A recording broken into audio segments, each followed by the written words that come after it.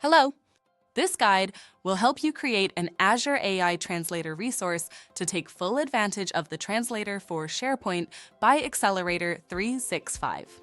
Before we begin, make sure you have the owner or contributor role on your Azure subscription to access the changes that will be shown in this video. Let's get started. Translator for SharePoint lets you streamline your content translation process, enabling automated translation on your SharePoint site. Want to optimize your SharePoint multilingual content creation in a few easy steps? Follow this guide.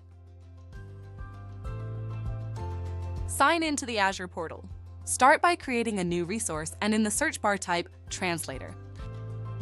Select Translator service from the list, choose a plan and subscription, and then select Create. There, fill out the project details for the translator resource by selecting Resource Group or creating a new one, like in this example. Pick your region, enter a custom name, and choose a pricing tier. Our recommendation is to use the S1 pay-as-you-go tier. Remember to review all the details, and when you are ready, choose Create. Once created, select Go to Resource, and there navigate to Manage Keys.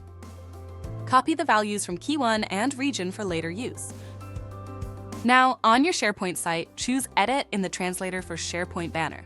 In the Properties pane, enter the Azure key and region values. Choose Save to finalize the configuration. Congrats! You've successfully created an Azure AI Translator resource.